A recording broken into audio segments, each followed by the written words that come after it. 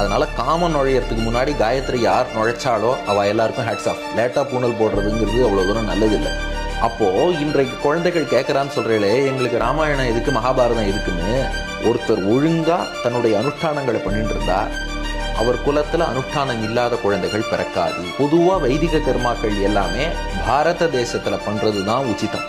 மரண காலத்தில் பிள்ளை பெண்ணு பக்கத்தில் இருக்கிறது தான் வசதி. ஷரீர தாரணார்த்தானி, இந்த ஷரீர யாத்திரை நடக்க வேண்டும்ங்கிறதுக்காக உணவுக்காக பொருளுக்காக போய் வேலை பார்க்குறோம் இல்லையா, அதுவும் பெருமாளுக்கு செய்கிற பூஜைங்கிறார் ராமானுஜர். நமஸ்காரம். செலிபிரிட்டிஸை இன்ட்ரடியூஸ் பண்ணவே வேண்டாம். ஏன்னா அவள்லாம் எல்லாருக்கும் தெரிஞ்சவாளாக இருப்பாள். நம்ம இன்னைக்கு பார்க்க போகிறவர் அப்படிப்பட்ட ஒருத்தர். நான் சில விஷயங்களாக அவரை பற்றி சொல்கிறேன். அது சொல்கிறச்சேவே உங்களுக்கு அவர் யாருன்னு தெரிஞ்சு போயிடும். இவர் ஒரு பிரவச்சன திலகம், அதாவது தமிழ்லையும் சான்ஸ்கிரிட்லையும் ரொம்ப சரளமாக ரொம்ப மணிப்பிரவாகமாக பேசக்கூடியவர். இவர் வைஷ்ணவ ரத்னா அப்படின்ற ஒரு அவார்டு 24 வயசில் வாங்கியிருக்கார். ஒரு ரொம்ப ப்ரெஸ்டீஜியஸ் அவார்டு. அவரோட வயசு 24. அப்போது ரொம்ப சின்ன வயசு அவருக்கு. அப்போது அதை தவிர இவர் ஒரு டாக்டர் பை ப்ரொஃபஷன் அண்ட் உபன்யாசகரும் கூட. இப்போ கண்டுபிடிச்சிருப்பீங்க. இவரை பற்றி சொல்லலான்னா நிறைய சொல்லிகிட்டே போகலாம். இந்த ஒரு வீடியோ ஃபுல்லாக ஆகிடும். ஆனால் அதுக்கு முன்னாடி அவரை நம்ம மீட் பண்ணுவோம். லெட்டஸ் மீட் டாக்டர் வெங்கடேஷ் சுவாமிகள். நமஸ்காரம். நமஸ்காரம். நேயர்கள் எல்லோருக்கும் நமஸ்காரம். இப்போது நம்ம வாழ்க்கையில் சில சாஸ்திரங்கள், சம்பிரதாயங்கள், பிலீவ்ஸ் இதெல்லாம் நிறைய இருக்குது. அதை பற்றி நம்ம நிறைய பேருக்கு டவுட் வருது அதை பற்றிலாம். ஸோ சுவாமிகள் அதெல்லாம் கொஞ்சம் தீர்த்து வைக்கணுன்றதா இன்டர்வியூவோட ஒரு முக்கியமான ஒரு அம்சம். ஓகே, முதல்ல இப்போ நீங்கள் டாக்டர் பை ப்ரொஃபஷன், அதை தவிர உபன்யாசகராகவும் இருக்கேன். இது ரெண்டுமே கொஞ்சம் எதிர் துருவங்களாட்டம், அதாவது டிஃப்ரெண்ட் ப்ரொஃபஷன்ஸ் இல்லையா? அதை நீங்கள் எப்படி மேனேஜ் பண்ணுறீங்கோ? ஏன் இந்த கேள்வினாக்க, இந்த காலத்தில் நம்ம குழந்தைகள் எல்லாம் ராமாயணம் படி, மகாபாரதம் படி, இந்த மாதிரிலாம் சொன்னாக்கா அதுகளுக்கெல்லாம் இன்ட்ரெஸ்ட் இருக்கிறதில்ல, படிக்கிறதில்ல. இதெல்லாம் நம்ம எப்படி சரி கட்டலாம்? ஏன்னா உங்களுடைய வாழ்க்கை எக்ஸ்பீரியன்ஸ்லேருந்து குழந்தைகளுக்கு சொல்லலாமேன்ற ஒரு ஆவல். ஓகே, இது அடியனுடைய வாழ்க்கை இதுக்கு எவ்வளோ தூரம் பொருத்தம்ங்கிறது தெரியல. ஆனால் சாஸ்திரத்தில் பெரியோர்கள் சொன்ன ஒரு விஷயத்த சொல்கிறேன். ராமானுஜர் அவருடைய கீதா பாஷ்யத்தில் இதுக்கான பதில் கொடுத்துருக்கார். நீங்கள் அடியன் எங்கே போனாலும் இந்த கேள்வி வரும், உங்கள் ப்ரொஃபஷனையும் உபன்யாசத்தையும் எப்படி மேனேஜ் பண்ணுறேன்னு. இதெல்லாம் நாம் என்ன புதுசாக பண்ணுறது? 1000 வருஷம் முன்னாடி கீதா பாஷ்யத்தில் ராமானுஜர் 9வது அத்தியாயம் பகவத்கீதையில் யத் கரோஷி யத் அஷ்னாசி யத் ஜுகோஷி என்று வரக்கூடிய ஸ்லோகம். அதுக்கு ராமானுஜருடைய பாஷ்யத்தில் சொல்கிறார், ததேவம் லௌகிகானி ஷரீர தாரணார்த்தானி வைதிகானி நித்திய நைமித்திகானி ச கர்மாணி மதர்ப்பணம் குருவன் அப்படின்னார். அதாவது நாம் என்ன நினச்சிட்டு இருக்கோம்னா, பெருமாளுக்கு செய்கிற பூஜைன்னா நம்ம காலையில் எழுகிறோம், ஒரு நீராடிட்டு சந்தியாவந்தனம் பண்ணுறோம், வீட்டில் திருவாராதனம் பூஜை பண்ணுறோம், அது மட்டும்தான் பூஜைன்னு நினைக்கிறோம். அஃப்கோர்ஸ் அதுதான் முக்கியமான பூஜை. அது மட்டும் ஆனால் பூஜை இல்லை. லௌகிகானி உலகியல் வாழ்க்கையில் ஷரீர தாரணார்த்தானி, இந்த ஷரீர யாத்திரை நடக்க வேண்டும்ங்கிறதுக்காக உணவுக்காக பொருளுக்காக போய் வேலை பார்க்குறோம் இல்லையா, அதுவும் பெருமாளுக்கு செய்கிற பூஜைங்கிறார் ராமானுஜர். இது 1000 வருஷம் முன்னாடி சொல்லிட்டார் இந்த கருத்தை. அப்போது நம்ம என்ன நினச்சிட்டு இருக்கோம், நம்ம வேலைக்கு போகிறதுனா அது ஏதோ ஐசோலேட்டடாக தனியாக ஒரு இடத்துல வேலைக்கு போயிட்டு இருக்கோம், வீட்டில் ஆன்மீகத்தில் ஈடுபடுறோன்னா தனியாக பண்ணிட்டு இருக்கோம். அந்த எண்ணத்தை முதல்ல மாற்றிக்கணும். நாம் வேலைக்கு போகிறது எதுக்குன்னா, நம்ம மாத்துல பெருமாள் தினந்தோறும் நல்லா வயிறார அவருக்கு திருவாராதனம் பண்ணணும், அவருக்கு பிரசாதம் கட்டருளை பண்ணணும், அவருக்கு எல்லா கைங்கரியமும் பண்ணணும்னா அதுக்கு திரவியம் வேணும் இல்லையா? அதுக்காகத்தான் நாம் வெளியில் வேலைக்கு போகிறோம். இந்த எண்ணம் வந்ததுன்னா இந்த ஆன்மீகமும் உலகியல் வாழ்க்கையும் ஃபஸ்ட்டு லிங்க் ஆகிடுறது. இது முதல் ஸ்டெப்பு. 2வது ஸ்டெப்பு அதே பகவத்கீதையில் கர்மயோகம்னு கிருஷ்ணன் சொல்லியிருக்கான். என்னன்னா, நாம் என்ன கடமை செய்கிறோமோ, எந்த தொழில், அவர் டாக்டராக இருக்கலாம், டீச்சராக இருக்கலாம், இன்ஜினியராக இருக்கலாம், லாயராக இருக்கலாம், ஆடிட்டராக இருக்கலாம், தட்ஸ் டிஃப்ரெண்ட்.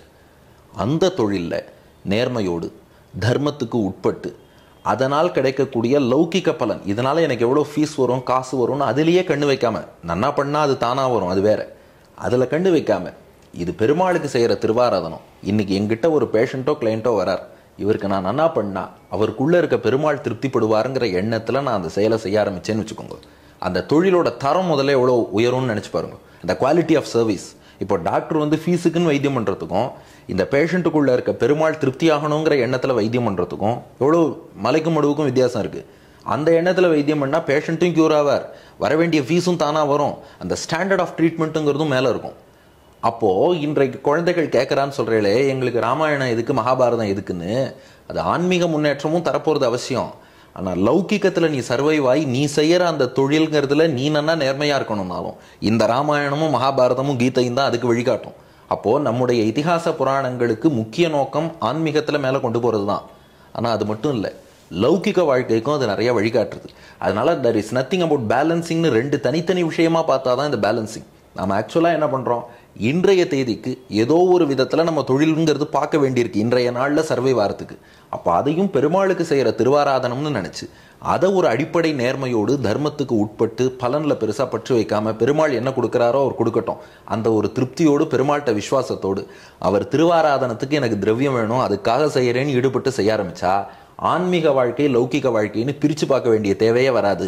நம்முடைய மொத்த ஆக்டிவிட்டீஸுமே பெருமாளுக்கு திருவாராதனமாக இருக்கும். இது பகவத்கீதை 9ஆம் அத்தியாயத்தில் சொல்லப்பட்ட விஷயம், ராமானுஜர் விளக்கின விஷயம். அதனால இதில் நாம் என்ன எக்ஸாம்பிளாக இருக்கிறது, நாம் என்ன புதுசாக செய்ய போகிறோம். ரொம்ப அழகாக சொன்னேன். அது நிறைய பேர் என்கிட்ட உங்கள்கிட்ட கேள்வி கேட்க சொல்லி கேள்விகள்லாம் அமைச்சிருக்கா. ஸோ நான் ஒன்று ஒன்றா அதை உங்கள்கிட்ட கேட்குறேன். அடுத்தது இப்போ நம்ம பெரியவாள்லாம் இங்கே இருக்கோம், அவளுக்கு பேரன் பேத்திகள்லாம் இருக்குது, பூணல் போட்டு பார்க்கணும் அப்படின்னு ஆசைப்படுறா சின்ன வயசுலேயே. ஸோ நம்ம குழந்தைகளும் அதுக்கேற்றபடி அந்த குழந்தைகளுக்கு 7 வயசு 10 வயசு 11 வயசுலலாம் பூணல் போட்டுடுறா. ஆனால் அதுக்கப்புறம் அந்த குழந்தைகள்லாம் ஒரு சந்தியாவந்தனமோ நித்திய இதுவோ பண்ணுறது கிடையாது. அது என்ன பாவத்தை சேர்த்தியா இல்லை அந்த பசங்களை எப்படி அந்த வழிக்கு கொண்டு வர முடியும்? ரொம்ப நல்ல கேள்வி. இதை கொஞ்சம் 2 பகுதியாக பிரிச்சுப்போம். ஒன்று, சீக்கிரம் பூணல் போடுறதுங்கிறது ரொம்ப நல்லது. ஏன்னா ஒரு பழமொழி உண்டு, காமம் நுழையறதுக்கு முன்னாடி காயத்ரி நுழைஞ்சிடணும்னு. அதனால் அந்த குழந்தை மனசில் தீய எண்ணங்கள் நுழையறதுக்கு முன்னாடி ஒரு பூணலை போட்டு காயத்ரி உபதேசம் பண்ணிட்டா அந்த சம்ஸ்காரத்துக்குன்னு ஒரு பலம் உண்டு.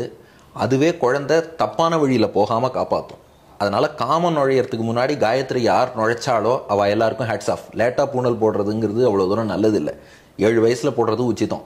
அது மட்டும் இல்லை, ஒரு மந்திரத்தை சொல்லி அதை ரிப்பீட் பண்ணுற கெப்பாசிட்டி குழந்தைக்கு இருந்தாலே பூணல் போட்டுடலான்னு தான் சாஸ்திரம். 7 கூட வெயிட் பண்ணணும்னு தேவையில்லை.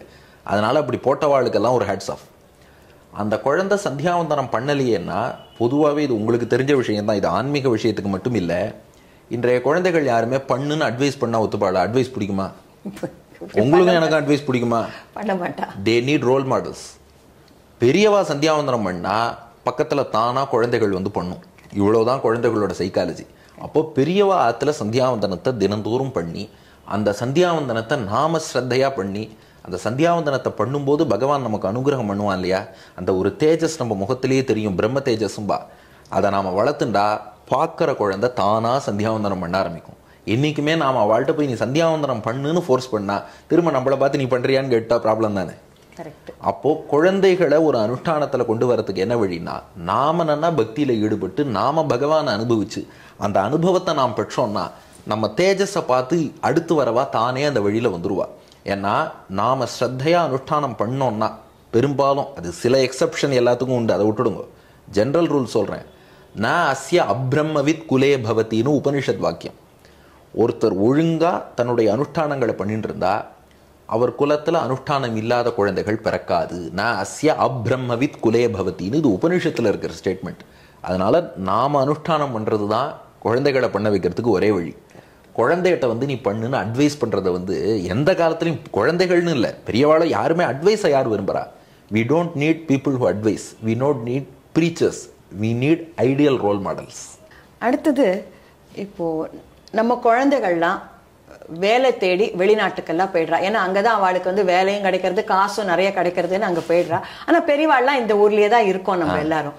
அந்த மாதிரி இருக்கிறச்சே அவள் அப்பாவோ அம்மாவோ தவறி போயிட்டாக்க அந்த குழந்தைகள் வரா 13 நாள் காரியத்தெல்லாம் முடிச்சுட்டு தான் போறா.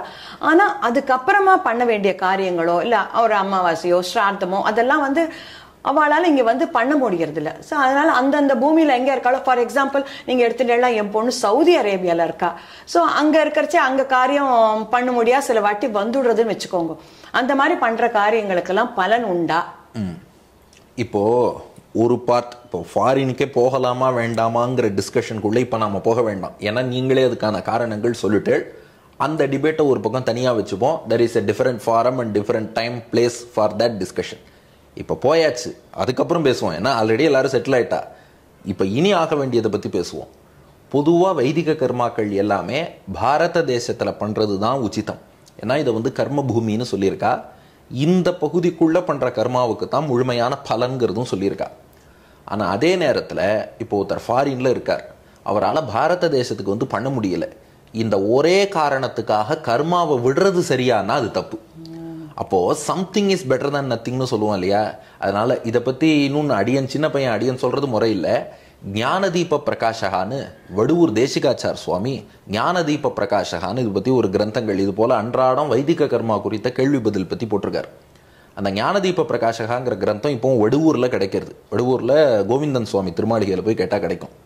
அதில் இதே கேள்வி ஒரு அன்பர் கேட்டப்போ அவர் என்ன பதில் சொல்கிறார், பாரத தேசத்தில் பண்ணுறது வசதி, அப்படி உங்களால் முடியலையா எந்த தேசத்தில் பண்ணுறீங்களோ அங்கே சங்கல்பத்தை வந்து பாரத தேசே பரதக்கண்டேன்னு இன்னைக்கு சங்கல்பம் வந்து ஒவ்வொரு நாட்டுக்கும் கொஞ்சம் அந்த எந்த தேசம்ங்கிறதுக்கெல்லாம் மாற்றி பண்ணுறா இந்த துவீபத்தில்னு. ஆனால் அவர் தேசிகாச்சார சுவாமியோட கிரந்தத்தை ரெஃபர் பண்ணுங்க, அவர் சாதிச்ச விஷயத்தை அடி என் ரிப்பீட் தான் பண்ணுறேன், நான் வெறும் போஸ்ட்மேன் தான்.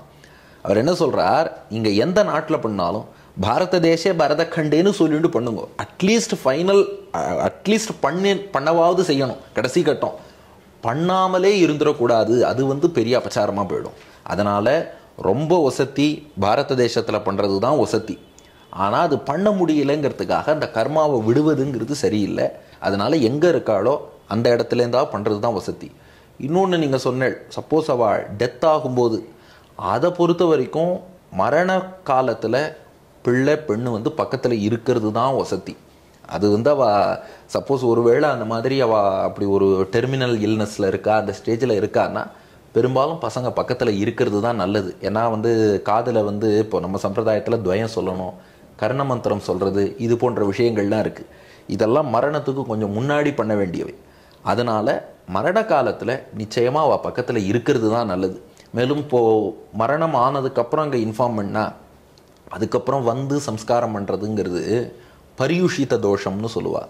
அந்த சூடு போகிறதுக்கு முன்னாடி அக்னியில் அதை அர்ப்பணிக்கணும். ஏன்னா நாம் வந்து என்ன நினச்சிட்டு இருக்கோம், இப்போ தகனம் பொதுவாக ஒரு வீடியோவில் பேசினாலே இதெல்லாம் எதுக்கு பேசுகிறான்னு கூட சிலர் யோசிக்கலாம். ஆக்சுவலாக சாஸ்திரம் என்ன சொல்கிறதுனா, மனுஷன் வாழும் காலத்தில் நிறைய யாகம் பண்ணுறான், வாழ்க்கை பூர்த்தியானதும் உரிய காலத்தில் இந்த உடம்பையே ஒரு யாகமாக அக்னியில் சமர்ப்பிக்கிறோம். அதனால் அது ஒரு யாகம்.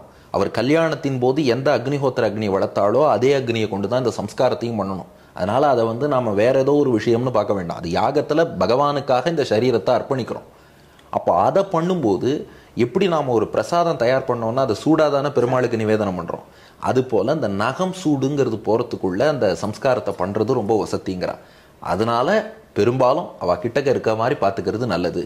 ஒவ்வொரு வருஷமும் வர முடியாட்டாலும் இருக்கிற இடத்துலேருந்தாவது கடைசி பட்சம் சொல்கிறேன், அதுக்காக பாரத தேசம் வர வேண்டான்ட்டார் அங்கேயே பண்ண சொல்லிட்டாருன்னு இல்லை, விட்டுட வேண்டாம், அங்கேருந்தாவது பண்ணணுங்கிறது தான் பெரியோர்கள் சொன்ன விஷயம். அட்வைஸ் பண்ணுறதுக்கு அடியன் பெரிய ஆள் இல்லை, பெரியோர்கள் சொன்னதை ரிப்பீட் பண்ணுறேன். இப்போ விஷ்ணு சஹஸ்ரநாமம் இப்போ எல்லாரும் சொல்கிறோம், அது வந்து ஒரு ஒரு மகா பெரிய ஒரு அதான் அடுத்த வேதம் மாதிரியே அதை நம்ம இது பண்ணுறோம். அதில் ஒரு சின்ன கான்ட்ரவர்சி இப்போ வந்திருக்கு. இல்லை சில பேர் வந்து பொம்மை நாட்டிகள், அதாவது லேடிஸ் அதை சொல்லக்கூடாது, ஆம்பளைகள் தான் அதை சொல்லலாம் அப்படின்ற மாதிரி இருக்கு. ஆனால் நிறைய லேடிஸ் அதை கத்துண்டு சொல்றவா நிறைய பேருக்கா. நான் கூட சொல்றேன், சொல்லலாமா கூடாதா?